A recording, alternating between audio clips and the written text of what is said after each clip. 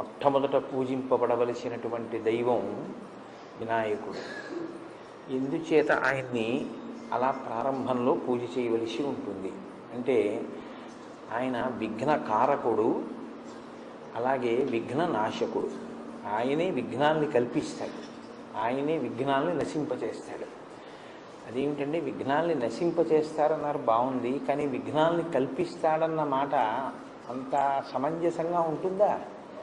అంటే అలా ఎందుకుంటుంది ఆ తత్వంలో అన్న విషయాన్ని మీరు ఇప్పుడు నేను చెయ్యబోయే ప్రసంగంలో తెలుసుకుంటారు. సాధారణంగా ఎప్పుడైనా సరే ఏదైనా కార్యక్రమం ప్రారంభం చేస్తే తప్పకుండా మనందరం చెప్పవలసినటువంటి శ్లోకం ఒకటి ఉంటుంది.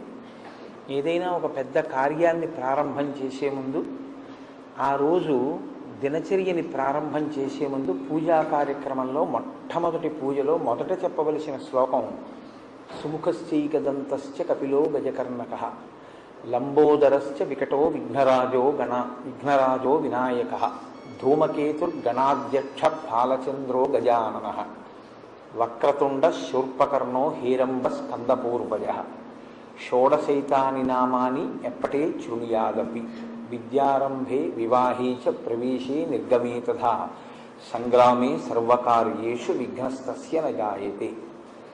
అది శ్లోకం. ఇందులో విఘ్నేశ్వరుడికి 16 నామాలు చెప్తారు. ఈ 16 నామాలు షోడశైతాని నామాని అని. అయితే మీరు ఒక విషయాన్ని జాగ్రత్తగా గమనించండి. విఘ్నేశ్వరుడికి ఎప్పుడూ కూడా 21 అంకె మీదే ఉంటాయి. ఏవైనా కూడా 21 అంకె మీదే ఉంటాయి. ఏకవింశతి పత్రాణి అని 21 పత్రులతో పూజ, అలాగే 21 రకాలైనటువంటి పుష్పాలతో పూజ, అలాగే 21 రకాలైనటువంటి 21 అంకె మీద 21 సంఖ్య మీద పిండి వంటల్ని కూడా చేసి నివేదన చేయడం అనేటటువంటి పద్ధతి ఉంది. కానీ ఈ శ్లోకంలో ఏమంటున్నారంటే షోడశైతాని నామాని ఎప్పటే శృణుయాదపి 16 అంకె గురించి మాట్లాడుతున్నారు. మేము విఘ్నేశ్వరుడు యొక్క 16 నామములు చెప్తున్నాం. ఈ 16 నామములను కూడా మీరు చెప్పండి అని చెప్పట్లేదు.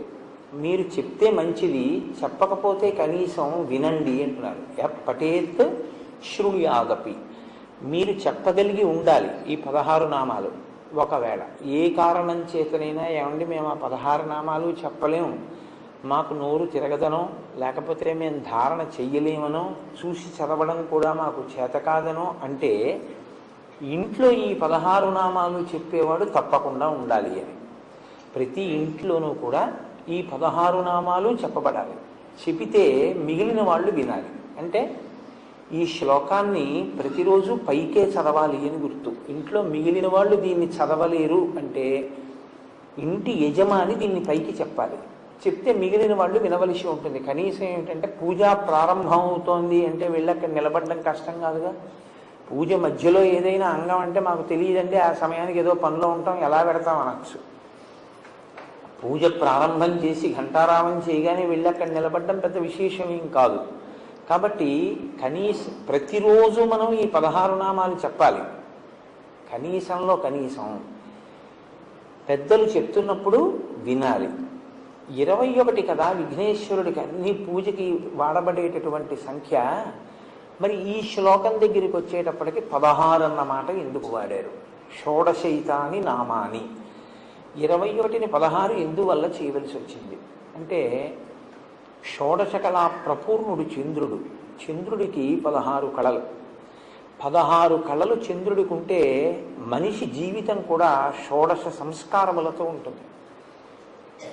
చిట్ట చివరి సంస్కారం అంత్యేష్టి సంస్కారం.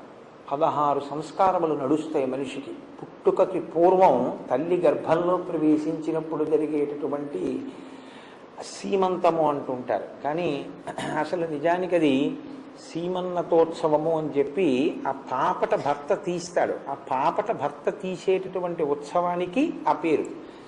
అక్కడ ప్రారంభం చేసి శరీరం పడిపోయిన తరువాత చేసేటటువంటి అంత్యేష్టి సంస్కారంతో 16 నడుస్తాయి. మీరు ఒక పూజ చేశారనుకోండి, షోడశోపచార పూజ, 16 ఉపచారములు తప్పకుండా ఈశ్వరుడికి నడవాలి. ఎట్టి పరిస్థితుల్లోనూ ప్రతిరోజు 16 ఉపచారములతోటి పూజ చేయాలి ఇంట్లో. అసలు న్యాయంగా కొన్ని వేల ఉపచారాలు, అన్ని నాకు చేత కావండి 64 ఉపచారాలు, 64 కూడా నేను చేయలేనండి 16 ఉపచారాలు, 16 కూడా నా వల్ల కాదండి 5 ఉపచారాలు, పంచసంఖ్యోపచారిణి 5 కూడా చేయలేనండి క్షమార్పణ లేదు. గృహస్థాశ్రమంలో 5 ఉపచారాలు తప్పకుండా చేయవలసింది. ప్రతి ఇంటిలోనూ కూడా దేవతార్చన జరిగినప్పుడు 5 ఉపచారములతో సింహాసనం అర్చింపబడాలి. గంధ, పుష్ప, ధూప, దీప నైవేద్యములని ఈ 5 జరగాలి. కాబట్టి ఇప్పుడు 16 అంకె మీద చెప్తున్నారు. షోడశోపచార పూజ 16 అంకె. అలాగే ఇప్పుడు 16 తీసుకొచ్చారు. అవన్నీ ఉపచారాలు, కళలు, సంస్కారములు కాబట్టి 16 చెప్పారా? ఇంతకన్నా ఏమైనా ఉందా అంటే మీరు చూడండి, ఎప్పుడైనా పెద్దల దగ్గరికి వెళ్ళి మీరు నమస్కారం చేస్తే ఒక ఆశీర్వచనం ఉంటుంది. శతమానం భవతి శతాయు పురుష శతేంద్రియ ఆయుష్ దేవేంద్రియే ప్రతిష్టతి. 100 సంవత్సరములు జీవించదవుగాక. ఎందుకంటే కలియుగంలో ఆయు ప్రమాణం 100 సంవత్సరాలు. 100 సంవత్సరముల పూర్ణాయుర్దాయమును పొందెదువుగాక అని ఆశీర్వచనం. కానీ యథార్థానికి మీరు ఎప్పుడైనా ఎవరికైనా అభ్యున్నతిని కోరారనుకోండి, వాళ్ళు అభివృద్ధిలోకి రావాలి అని మీరు మనస్ఫూర్తిగా కోరుకున్న వారైతే మీరేం చేయవలసి ఉంటుందంటే వీరికి 16 కటాక్షింపబడుగాక అని కోరుకోవాలి. ఏమిటా 16? మీరు చాలా జాగ్రత్తగా జ్ఞాపకం పెట్టుకోండి. ఇది మీరు సంకల్పం చేస్తారు. అసలు యథార్థానికైతే గురువు ఏం చేస్తారో తెలుసా అండి? ఎదురుగుండా చేసే ఆశీర్వచనం కాదు. తాను భగవదర్చన చేసినప్పుడు, తన సింహాసనాన్ని అర్చన చేసినప్పుడు ఈశ్వరుణ్ణి అడుగుతాడు. ఈ 16 ఫలానా వారికి కృప చెయ్యి సర్వేశ్వర అని అడుగుతాడు. గురువుగారి యొక్క భక్తి చేత, ఆయన చేత అర్చింపబడిన పరమేశ్వరుడు ఆయన ఎవరి కొరకు సంకల్పం చేశారో వారికి ఆ అభ్యున్నతిని ఇస్తాడు. ఇవి 16 అడుగుతారు. ఈ 16 ధర్మ, అర్థ, కామ, మోక్ష, భక్తి, జ్ఞాన, వైరాగ్యములు. ఇక్కడికి 7. దీర్ఘాయుర్దాయం. దీర్ఘాయుర్దాయంతో పాటుగా రోగాలు లేనటువంటి ఆరోగ్యంతో కూడినటువంటి జీవితం, సంపద కలిగి ఉండడం, సంపద అభివృద్ధి చెందడం, అభివృద్ధి చెందినది స్థిరత్వాన్ని పొందడం, దీనితో పాటు ఆ యజమాని వీర్యమును పొంది ఉండడం, అంటే కదిలిపోకుండా ఉండగలిగినటువంటి స్థితి, విజయాన్ని పొందడం, తలపెట్టిన కార్యాలు విజయవంతం అవుతూ ఉండడం, పుత్రపౌత్రాభివృద్ధిని చూడగలగడం, అంటే కొడుకుల్ని మనవల్ని కూడా చూడాలి. కాబట్టి 3 తరాలు చూస్తాడు. పుత్రపౌత్రాభివృద్ధిని అంటే ప్రపౌత్రులతో చూడగలగడం. తన కులదేవత ఎవరో, సింహాసనంలో కులదేవత ఉంటారు, పరంపరాగతంగా వస్తూ ఉంటారు, ఆయనే అన్నీని చూడాలి. మీరు కులదేవతని మార్చే అధికారం మీకు ఉండదు. మీ పరంపరాగతంగా మీ సింహాసనంలో కులదేవత ఎవరో అర్చన వారికి చెయ్యాలి. కానీ మీ ఇష్టదేవతని మీ కులదేవతలో చూడాలి. మీకు నేను ఒక ఉదాహరణ చెప్పాలి అంటే బాగా అర్థం అవడానికి, నా కులదేవత పార్వతీ పరమేశ్వరులు అనుకోండి, నా ఇష్టదేవత సీతారాములు అనుకోండి. నేను పార్వతీ పరమేశ్వరుల యొక్క మూర్తులను తీసేసి సీతారాముల మూర్తులు పెట్టకూడదు.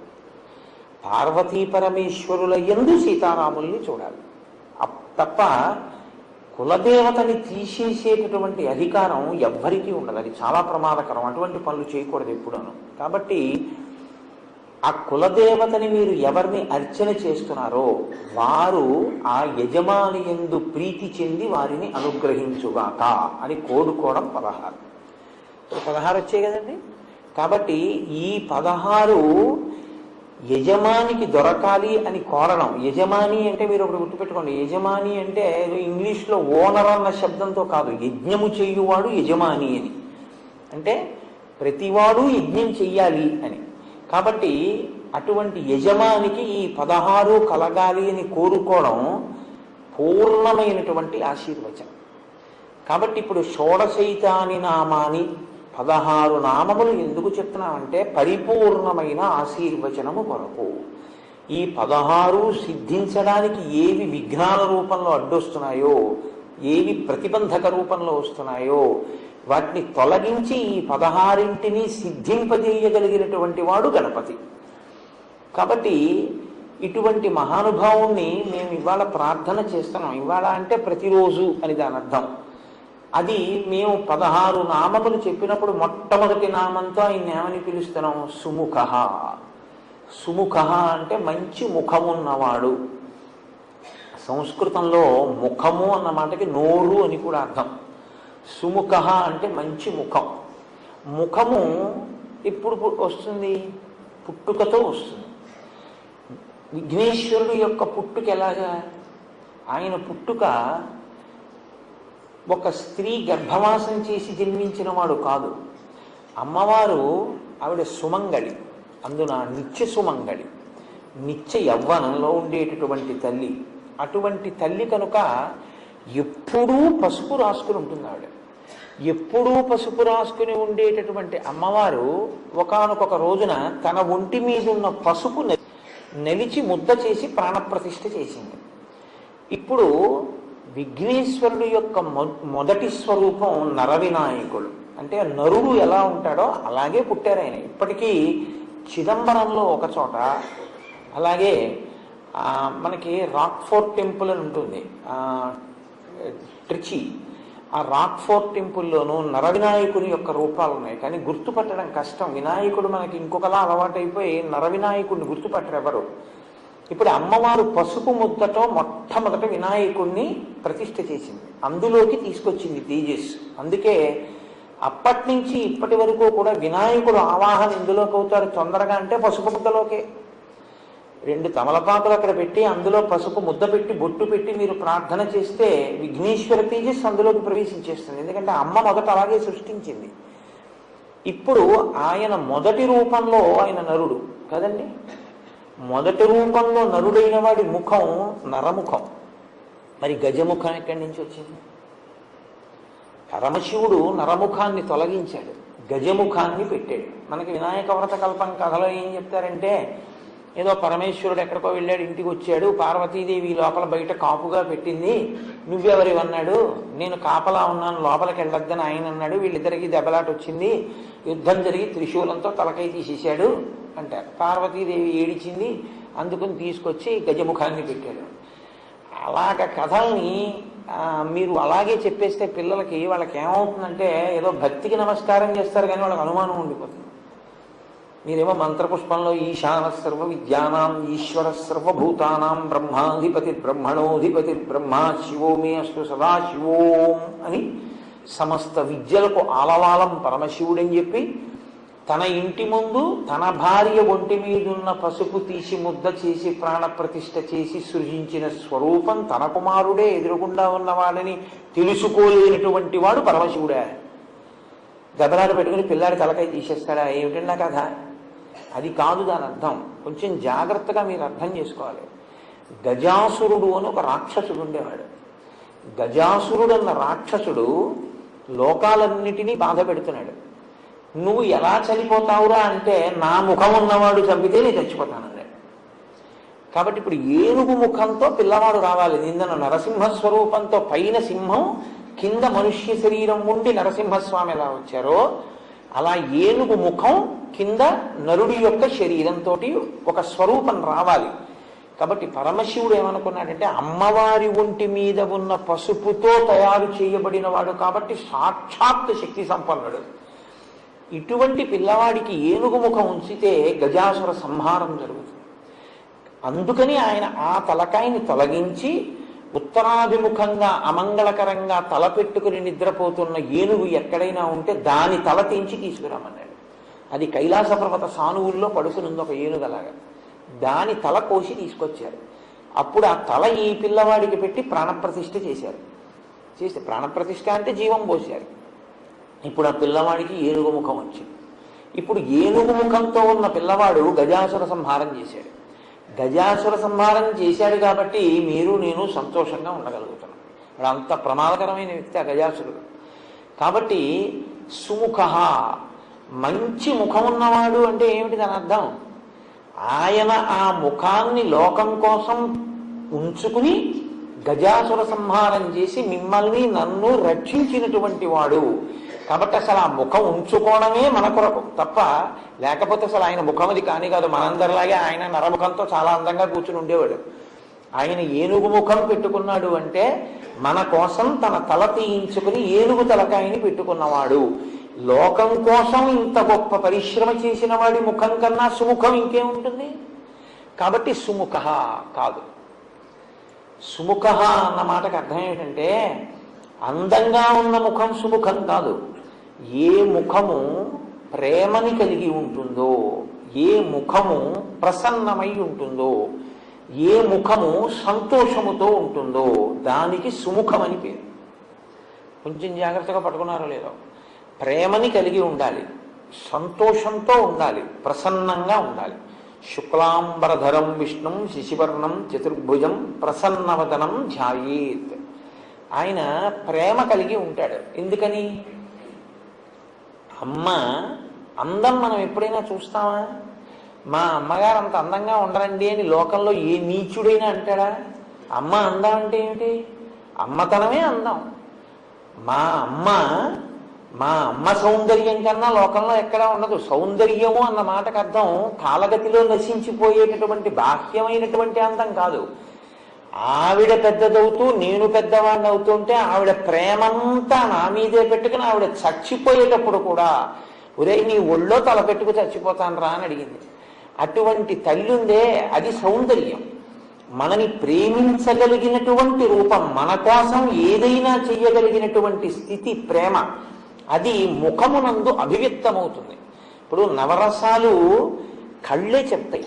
మిగిలిన అన్ని రసాలని శరీరంలో ఏ అవయవం చెప్పలేదు. వీరరసం ఉందనుకోండి కళ్ళు చెప్తాయి, ముక్కు చెప్పలేదు. ఉద్వేగం ఉందనుకోండి ముక్కుతో ఊపిరి ఇలా ఇలా అనొచ్చు. కానీ శృంగారం, వీరరసం, భయానకం, బీభత్సం, కరుణ ఏవైనా కళ్ళే చెప్తాయి.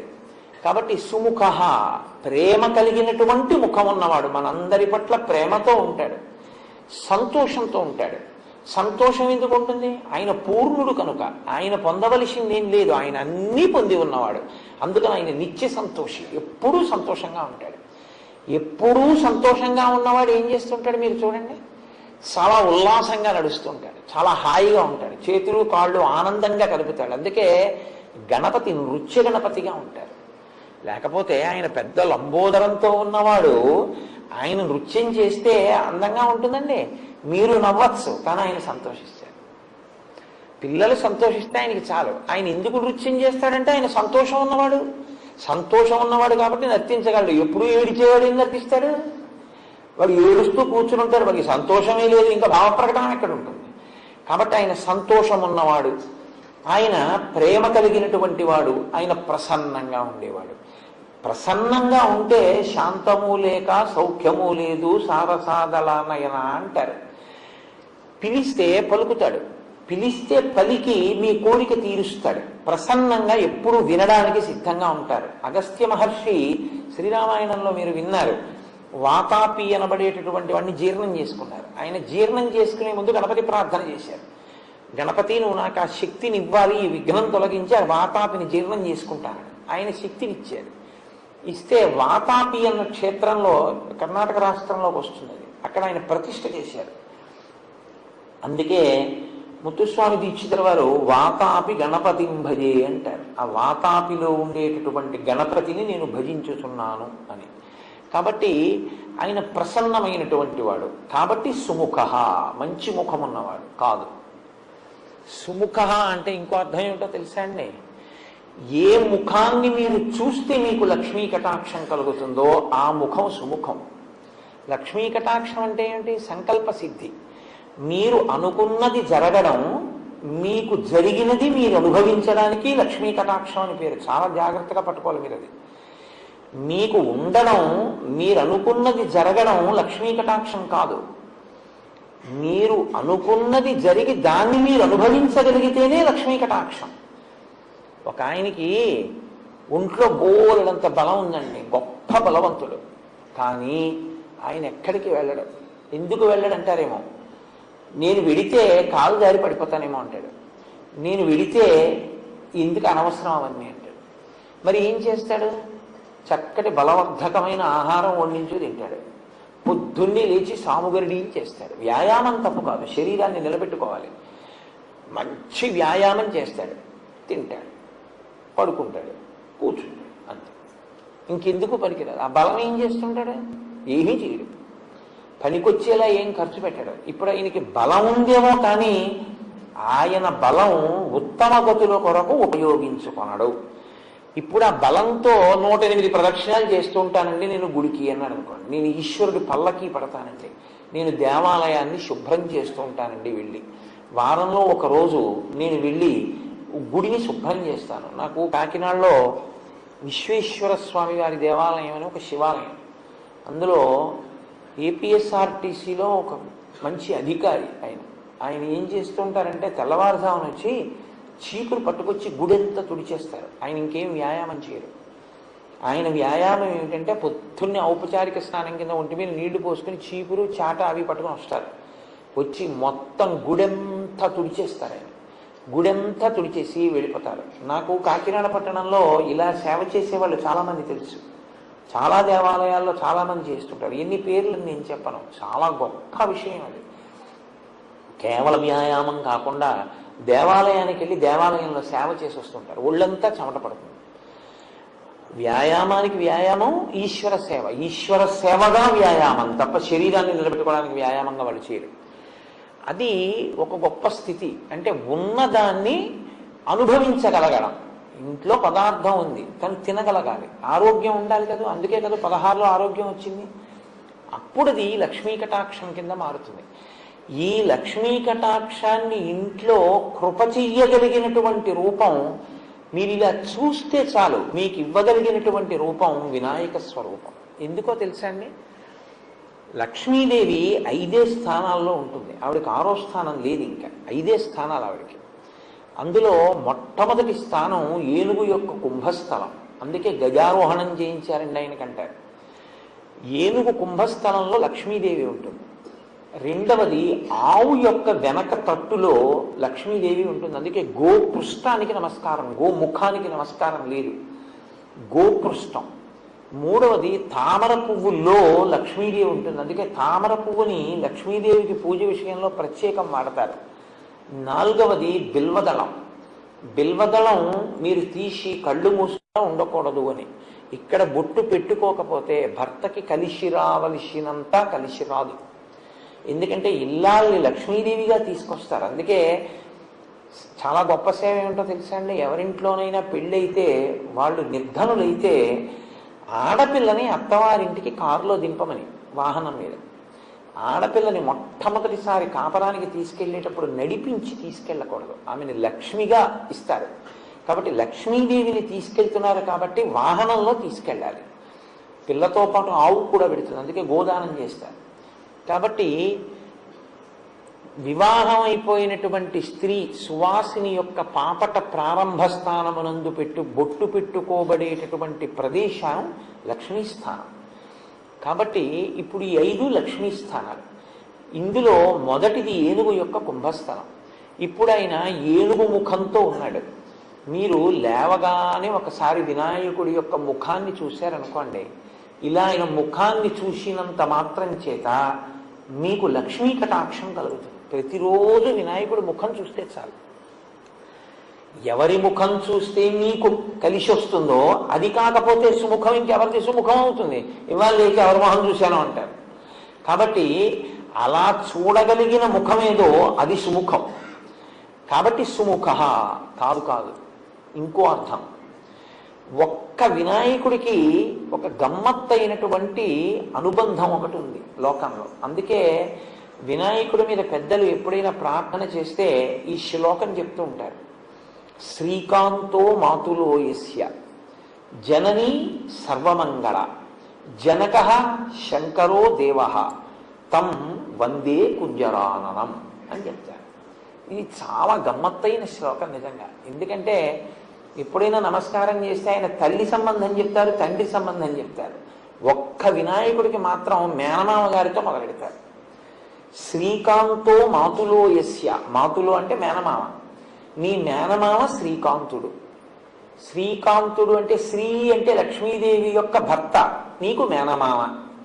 కాబట్టి ఇప్పుడు వినాయకుడికి మేనమామ అంటే వినాయకుడి యొక్క తల్లి పార్వతి, పార్వతి యొక్క సోదరుడు విష్ణువు. ఎక్కడుంది అలాగా? అలా ఎక్కడైనా మీరు చూశారా?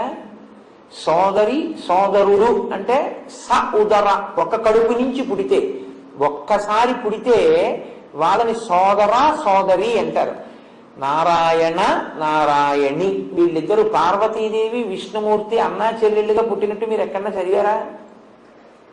మరి ఎలా చెప్తున్నారు ఈ శ్లోకం? మేనమామని పుట్టారు వాళ్ళిద్దరూ అన్నా చెల్లెళ్ళు. అసలు ఇంకా యథార్థం మాట్లాడితే స్త్రీ రూపంలో విష్ణు ఉంటే పార్వతీదేవి, పార్వతీదేవి పురుష రూపంలో ఉంటే విష్ణుమూర్తి. అందుకే ఇద్దరూ అలంకార ప్రియత్వం. కనుక ఇప్పుడు శ్రీకాంతో మాతులో యస్య, ఎప్పుడు పుట్టారు వాళ్ళిద్దరు? ఒక్కసారి. భాగవతంలో కృష్ణ పరమాత్మ ఇక్కడ వసుదేవుడికి జన్మించినప్పుడే అక్కడ యశోదానందులకు ఆవిడ యోగమాయగా జన్మించింది. ఆవిడేమో దేవకీ వసుదేవుల దగ్గరికి వచ్చింది, ఈయనేమో నంద యశోదల దగ్గరికి వెళ్ళాడు.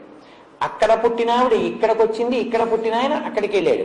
ఇద్దరికీ ఒక్కరే తల్లిదండ్రులు నంద యశోదలు. కాబట్టి వాళ్ళిద్దరూ అన్నా చెల్లెళ్ళు. భాగవతంలో ఏమి తత్వంలో వాళ్ళిద్దరూ అన్నా చెల్లెళ్ళు. అందుకే మిగిలిన పేర్లు భార్యాభర్తృ సంబంధం చెప్తాయి. రుద్ర రుద్రాణి అంటే రుద్రుడు రుద్రాణి భార్యాభర్తలు, శివ శివాని భార్యాభర్తలు, భవ భవాని భార్యాభర్తలు, నారాయణ నారాయణి భార్యాభర్తలు గారు అన్నా చెల్లెళ్ళు. నారాయణ నారాయణి అన్నా చెల్లెళ్ళు అయితే ఇప్పుడు వైష్ణవము శైవము బంధుత్వం వచ్చింది. ఈ బంధుత్వంలో వినాయకుడికి మేనమామ విష్ణుమూర్తి, నీ మేనమామ విష్ణుమూర్తి, మేనమామల ముద్దు నీలైన ముద్దు. కాబట్టి ఇప్పుడు వినాయకుడికి నమస్కారం పెడితే విష్ణుమూర్తి ప్రీతి చెందుతాడు. ఎందుకంటే మా మేనల్లుడిని పూజ చేస్తున్నాడు వీడని. అత్తయ్యో లక్ష్మీదేవి. శ్లోకం దేంతో మొదలైంది? మంగళప్రదమైన శ్రీకారంతో మొదలైంది. శ్రీకాంతో మాతులో యస్య, విష్ణువు అనుగ్రహం కావాలంటే వినాయకుడికి నమస్కారం పెట్టాలి. జనని సర్వమంగళ, ఆ తల్లి ఎవరు? ఆవిడ సర్వమంగళ, అన్ని మంగళములే చేస్తుంది ఆవిడ. అసలు ఆవిడే మంగళసూత్ర రూపంలో ఉంటుంది. అందుకే సర్వమంగళారాధన చేస్తే కానీ మంగళసూత్రం కట్టరుగా. కాబట్టి ఆవిడ లోకములన్నిటిలోనూ కూడా మంగళములకు మంగళం ఆ తల్లే, సర్వమంగళస్వరూపం. నీ తల్లో సర్వమంగళ, నీ తండ్రో జనక శంకరో దేవో శంకరోతీతి శంకర. శుభములను చేయువాడెవరో ఆయన శంకరుడు. శుభములను చేసేటటువంటి శంకరుడు నీకు తండ్రి. తమ్ వందే కుంజరాననం, ఓ ఏనుగు ముఖం ఉన్నవాడా నీకు నమస్కారం. నీ ముఖం చూస్తే ఏమైంది? నమస్కారం పెడితే లక్ష్మీ కటాక్షం వచ్చింది. ఇప్పుడు ఆయనతో అనుబంధాలు ఉన్న వాళ్ళందరూ ఏం చేస్తున్నారు? మేలే చేస్తున్నారు. శ్రీకాంతో లక్ష్మీ భర్త, సర్వమంగళ మంగళసూత్రాన్ని కాపాడుతుంది, ఎప్పుడు మంగళాలిస్తుంది. శంకరో, ఆయన ఎప్పుడు శంకరోతి, ఆయన శుభాలు చేస్తుంటాడు. నువ్వు అసలు చూస్తే శోభిస్తావు, పూజ్యరానన. కాబట్టి ఇప్పుడు సుముఖ, నీకన్నా మంచి ముఖం ఉన్నవాడు ఎవరా? కాబట్టి సుముఖ కాదు, ఇంకో అర్థం. ఒక్క నామానికి ఎన్ని అర్థాలంటే ఎప్పటికి పోతాయి? 16 నామాలు. సరే, ఏదో ఎంతవరకు జరిగితే అంతవరకు. వీలైతే 16 ఏదో అలా ఒకసారి విహంగా వీక్షణం చేసేస్తాను ఆఖరణ. సుముఖ అంటే ఎప్పుడూ మాట్లాడకూడదు, అదే పనిగా మాట్లాడుతూ ఉండడం తప్పు. భూపసభాంతరాళముల పుష్కల వాక్చతురత్వము, ఆజి బాహాపటు శక్తియున్ ఇషమునందనురక్తియు ప్రకృతి సిద్ధ గుణంబులు సజ్జనాళికిన్. ఆయన్ని మామూలుగా మీరు ఎప్పుడన్నా చూస్తే ఏంటండి ఆయన ఏంటంటే ఆయనకేం తెలుస్తుందండి అలా ఉన్నాడు అనుకుంటారు. ఆయన సభలోకి వచ్చి కూర్చున్నాడు అనుకోండి, శారద నాలుక మీద నర్తిస్తుంది. అలా సభలో మాట్లాడగలగాలి. బయట అవసరం లేదనుకుంటే రూపాయిని ఎంత జాగ్రత్తగా ఖర్చు పెడతారో అంతకన్నా జాగ్రత్తగా మాట ఖర్చు పెట్టాలి. అవసరం లేదనుకుంటే మౌనంగా ఉండాలి. ఇది తెలిసి ఉంటే రెండు సాధిస్తాయి. మీరు ఎక్కడ మాట్లాడాలో అక్కడ మాట్లాడతారు, ఎవరి దగ్గర మాట్లాడకూడదో వాళ్ళ దగ్గర మాట్లాడకుండా ఉండగలుగుతారు. లోకంలో ప్రతి ప్రాణికి కూడా నోరు పైకుంటుంది, కళ్ళు పైకుంటాయి, కంటిని రెప్పలు మూస్తాయి, నోటిని పళ్ళని పెదవులు మూస్తాయి. కంటిని రెప్పలు మూసిన చూపులో రెప్పకి పాత్ర లేదు. నోటిని పెదవులు మూసిన పెదవులకి భాషలోనూ మాటలోనూ భాగం ఉంది. మీరు గమనించండి, రెప్ప చూడదు, పెదవి మాట్లాడుతుంది. కొన్ని కొన్ని మాటలు పెదవుల మీదే వస్తాయి. మా మా ఉందనుకోండి, పెదవులు కలపకుండా మా అనండి. నేను చిన్నప్పుడు మా పిల్లలతోటి అమ్మ అని పెదవులు కలపకుండా అనండ్రా అంటే వాళ్ళు చాలా ప్రయత్నించి అనలేకపోయేవారు. మీరు అనండి అనేవారు వాళ్ళు చికాకు వచ్చి. ఏముందిరానో తామలపాకు కింద పరిధి మీద పెట్టుకుని అమ్మ అంటే కలవలేదుగా తామలపాకు అట్టొచ్చింది అంటే నా మీద వాళ్ళు చాలా కోపడు, మీరు అన్నీ ఇలాంటి పనులు చేస్తారు నాన్నగారు. పిల్లలతో అలా ఆటలాడుతున్నారు. సరే, అది వేరు విషయం అనుకోండి. కాబట్టి పెదవికి మాట యందు పాత్ర ఉంది. నోరు సమస్త ప్రాణులకు బయటికే ఉంటుంది, కప్పబడి ఉండదు.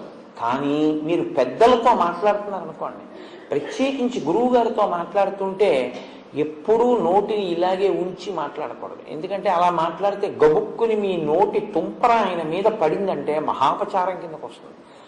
అందుకని ఇలా పెట్టుకుని ఉండాలి, ఇలా పెట్టుకుని ఉండి మాట్లాడాలి. హనుమ ఎప్పుడు రాముడి దగ్గర ఇలా ఉంటారు, ఆజ్ఞాపాలక హనుమ అని ఎక్కువ మాట్లాడరు. లోకంలో ఎప్పుడు నోటి మీద చెయ్యి వేసుకుని ఉండే ప్రాణి ఏదో తెలుసా అండి? ఒక్క ఏనుగి. ఎందుకని? ఏనుగు తొండానికి కరము అని పేరు, చెయ్యి. ఒక్క ఏనుగు నోరు మాత్రం పైకి కనపడదు, నోటి మీద చెయ్యి అడ్డుంటుంది, ఇలాగ తొండం అడ్డుంటుంది. అంటే నోటికి చెయ్యి అడ్డు పెట్టుకుని అత్యంత వినయంతో మాట్లాడవలసిన చోట మాట్లాడతాడు. ఎప్పుడు నోటికి చెయ్యి అడ్డు పెట్టుకుని మౌనంగా ఉంటాడు. ఆయన కన్నా అంత గొప్ప ముఖంతో ఉండి, అంత విద్వాంసుడిగా, అంత మంచి ప్రవర్తన కలిగిన ముఖంతో ఉన్నవాడు లోకంలో ఇంకెవరున్నారు? ఆ ముఖంతో మనకు అంత నేర్పుతున్నాడు. కాబట్టి సుముఖ, ఎప్పుడూ మాట్లాడుతూ ఉండకు, మౌనం కూడా నేర్చుకో అని చెప్పడానికి ముఖమునకు చెయ్యి అడ్డు పెట్టుకున్నవాడు. అంటే నోటికి తొండం అడ్డు ఉంటుంది కాబట్టి సుముఖ. ఇన్ని అర్థాలు పెట్టారండి. సరే, అక్కడతో వదిలిపెట్టేశాను. ఇంకా సుముఖ ఏకదంతశ్చ, సుముఖశ్చైకదంతశ్చ అని కలిసిపోతుంది శ్లోకంలో. ఏకదంత అంటే ఒక్క దంతమే ఉన్నవాడు. ఏనుగుకి చాలా అందమైంది ఏది అంటే దాని దంతమే.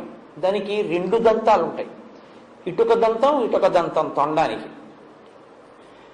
కానీ విఘ్నేశ్వరుడికి కుడి చేతి వైపు దంతం ఉండదు. ఎందుకు ఉండదు అంటే ఆయనే విరిచేశాడు. ఎందుకు విరిచేశారు అంటే మహాభారత రచన చెయ్యవలసి వచ్చింది. వ్యాసుల వారు, నేను వేగంగా శ్లోకాలు చెప్పేటప్పుడు వ్రాయగలిగినటువంటి సమర్థుడెవరు అని అడిగారు. విఘ్నేశ్వరుడు రాస్తాడన్నారు. మరి ఆయన, నేను మధ్యలో ఆపను, నేను చెప్తుంటే రాసేయాలన్నారు. ప్రపంచంలో ఏ కలం పట్టుకున్నా ఎప్పుడో అప్పుడు ఏదో ఇబ్బంది వస్తుంది. అందుకని ఆయన అటువంటి కలం కావాలి అంటే లోకంలో ఇంకొకటి లేదు అని చెప్పి తన దంతాన్ని విరిచి ఆ దంతంతో మహాభారత రచన చేశారు. అంటే అత్యంత అందం ఏనుగుకి దంతమే. అందుకే ఏనుగు దంతాలు అంటారు. ఏనుగు దంతం అంత అందం ఏనుగుకి. తన శరీరానికి అంత అందం ఇచ్చేదాన్ని లోకోపకారం కొరకు త్యాగం చేశాడు ఆయన. మహాభారత రచన పంచమ వేదం కనుక ఇది లోకానికి అందితే కొన్ని కోట్ల మంది జీవితాలు తరిస్తాయి. దానికోసం నాకు ఒక దంతం లేక నేను వికారంగా ఉన్నా పర్వాలేదని ఒక దంతం విరిచేశాడు. ఎవరు సమాజ ప్రయోజనము కొరకు తనకి ఈశ్వరుడిచ్చినటువంటి విభూతిని నైవేద్యంగా పెట్టేస్తాడో వాడు చాలా గొప్ప వ్యక్తి. గొప్పతనం దానివల్ల వస్తుంది తప్ప కేవలం 2 దంతాలు ఉంచుకుని అందం కాదు. ఒక దంతాన్ని విరిచి మహాభారత రచన చేసిన మహానుభావుడు కాబట్టి 2 దంతాలు లేకుండా ఒక దంతం ఏమన్నా మహానుభావా నువ్వు ఇంత త్యాగం చేశావు అని ఏకదంతశ్చ, ఒక దంతం ఉండి మమ్మల్ని ఉద్ధరించిన వాడా, పంచమ వేద రచన యందు సాయపడిన వాడా లేదు. ఇంకో అర్థం ఏంటో తెలుసా అండి? గజముఖాసుర సంహారం చేసినప్పుడు ఎన్ని అస్త్రములను ప్రయోగించినా ఆయన మరణించలేదు. అప్పుడు తన దంతాన్ని విరిచి అభిమంత్రించి విడిచిపెట్టారు వినాయకుడు. దానికి పడిపోయాడు. కాబట్టి తన దంతంతో గజముఖాసురుణ్ణి వధించిన వాడు కనుక ఏకదంతశ్చ. కాబట్టి ఇప్పుడు సుముఖశ్చైకదంతశ్చ కపిలో. కపిలో అంటే ఎర్రటి వర్ణం ఉన్నవాడు అని బాహ్యార్థం. కేవలం ఎర్రటి వర్ణం ఉన్నవాడు అంటే బాగా ఎరుపు కాదు. ఎరుపు అంటే మీరు ఏదో రక్తం ఎలా ఉంటుందో మరీ ముద్ద కట్టినటువంటి ఒక ఎర్ర మందారం ఎలా ఉంటుందో అటువంటి ఎరుపు చెప్పకూడదు. నలుపు జీరతో కూడిన ఎరుపు చెప్పాలి. అంటే దాన్ని కొంచెం మీకు అర్థమయ్యేటట్టుగా అనాలంటే డల్ రెడ్ అనొచ్చు. బాగా ప్రకాశవంతంగా ఉన్న ఎరుపు కాదు, తిలకం కుంకం అటువంటిది కాదు, కొంచెం తక్కువ స్థాయిలో ప్రకాశించేటటువంటి ఎరుపు. ఇప్పుడు ఈ ఎరుపు ఎక్కడది అని అడిగారు వినాయకుడికి. ఎందుకంటే ఎప్పుడు ఆయన్ని చెప్పినా ఆయన తెల్లగా ఉన్నాడని చెప్తాం. శుక్లాంబరధరం విష్ణుం శశివర్ణం చతుర్భుజం అని, చంద్రుళ్ళ తెల్లగా ఉంటాడు అని. మరి కపిలో ఎర్రటి రంగున్నవాడు అని ఎక్కడి నుంచి వచ్చింది ఆయనకి అంటే, ఆయన ఒక మహారణ్యంలో గజముఖాసుర సంహారం చేసినప్పుడు ఆ గజముఖుడితో పోరాడి ఆయన్ని సంహరించినప్పుడు నరసింహస్వామి వారు హిరణ్యకశిపుడి యొక్క రక్తంతో ఎలా తడిశారో అలా ఆయన కూడా నెత్తుటితో తడిశారు. ఆ నెత్తుటితో తడిసినప్పుడు తెలుపు మీద వచ్చి పడ్డ ఎరుపు వల్ల ఏర్పడినటువంటి మందమైన ఎరుపు రంగుతో ప్రకాశించినటువంటి స్వరూపం కపిలహ. లోకం కోసం అటువంటి కాంతి పొందినవాడు కాదు. ఆ కపిల రూపం లోకానికో ధర్మాన్ని నేర్పింది. ఏమిటో తెలుసా అండి, ఈశ్వరుడికి కర్మయందు దోషమేమి ఉండదు. ఆయన లోకం కోసం ఒక కర్మ చేస్తాడు తప్ప పాంచభౌతిక శరీరంతో వచ్చి కర్మ అనుభవించడానికి వచ్చి పుణ్యపాపములనేటటువంటి కట్టుబాటుకి లొంగి చేసేవాడు కాదు. అయినా ఆయన తండ్రి గారిలాగే మర్యాదస్తుడు, పరమశివుడిలాగా. గజముఖాసుర సంహారం చేసిన తరువాత ఆయనకి బ్రహ్మహత్యా పాతకం వచ్చింది అన్నాడు. నిజంగా వస్తుందా? ఏం రాదు. కానీ లోకంలో ఒక బ్రాహ్మణ స్వరూపంతో ఉన్నవాడు రాక్షసుడైనా బ్రహ్మరాక్షసుడైనా ఆయన్ని చంపడం వల్ల తనకి దోషం వచ్చింది కాబట్టి తొలగించుకోవడానికి రావణ సంహారం చేసిన తర్వాత రామచంద్రమూర్తి రామేశ్వరంలో శివలింగ ప్రతిష్ఠ చేసినట్టు ఈయన కూడా ఒకానొక చోట గజముఖీశ్వరుడు అని పేరు కలిగినటువంటి శివలింగ ప్రతిష్ఠ చేశారు. అలా శివలింగ ప్రతిష్ఠ చేసి లోకానికి ఒక ధర్మాన్ని నేర్పారు. మహాపాతకం నశించాలి అంటే శివలింగ ప్రతిష్ఠ చేయడం వినా లోకంలో ఇంకో మార్గం లేదు అని నేర్పినటువంటి వాడు కపిల స్వరూపంతో. కాబట్టి సుముఖశ్చైకదంతశ్చ కపిలో గజకర్ణక. గజకర్ణక అంటే ఏనుగు యొక్క చెవులు. అదేమిటండి, ఏనుగు ముఖం ఉన్నవాడికి ఏనుగు చెవులు, కాకపోతే ఏనుగు ముఖం ఉన్నవాడికి పిల్లి చెవులు ఎందుకు ఉంటాయి?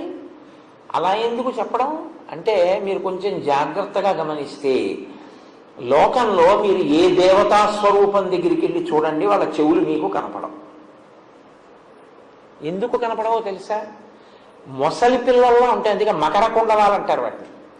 ఇలా మొసలి పిల్ల ఎలా ఉంటుందో అలా ఇంతంత ఆభరణాలు ఇలా పెట్టేసుకుంటారు. మీరు ఏ దేవతా స్వరూపం దగ్గరికి వెళ్ళండి, మకర కుండలాలని ఇక్కడ పెట్టుకోవు దేవతా స్వరూపాలు. ఈ చెవులు ఇలా కప్పేస్తాయి.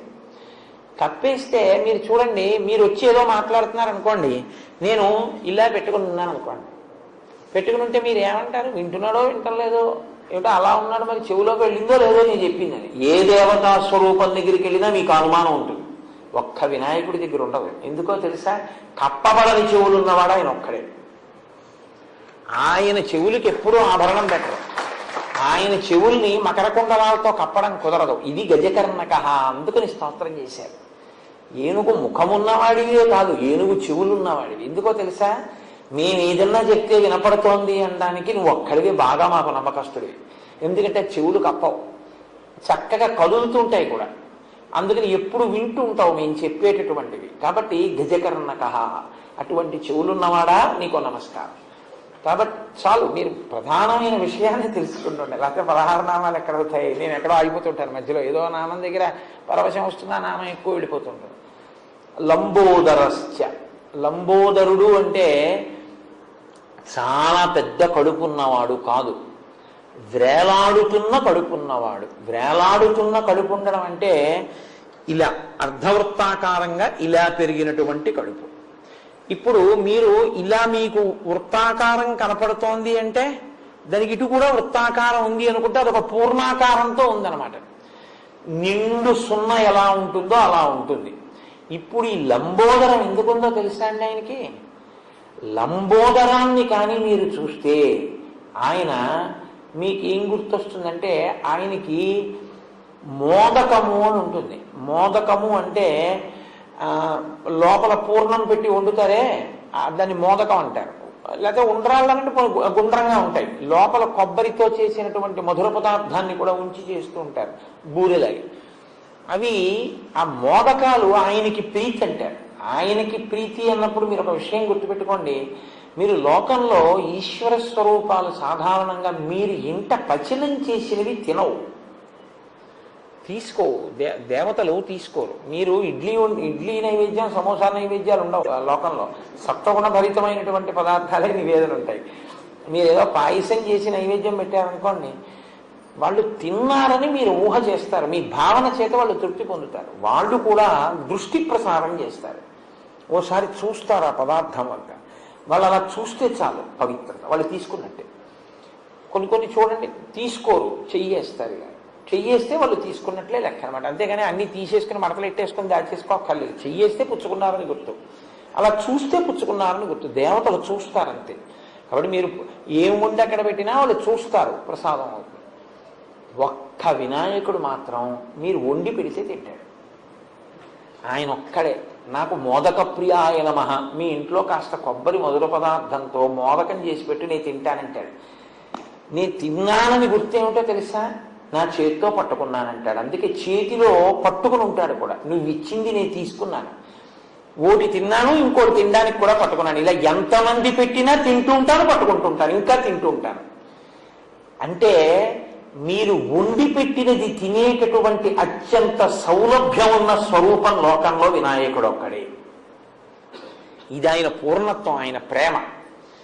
పైకి మనిషి ఉంటే ప్రేమ కనపడుతుందండి, ప్రేమ కనపడదు. మీరు అందుకే చూడండి, లోకంలో ఓ మాట ఉంటుంది, తీపికి అంటే అనురాగమునకు, ప్రేమకు ఎప్పుడూ కూడా గుండె ఈశ్వరుడి విషయంలో చెప్తారు, కడుపు లౌకికం విషయంలో చెప్తారు.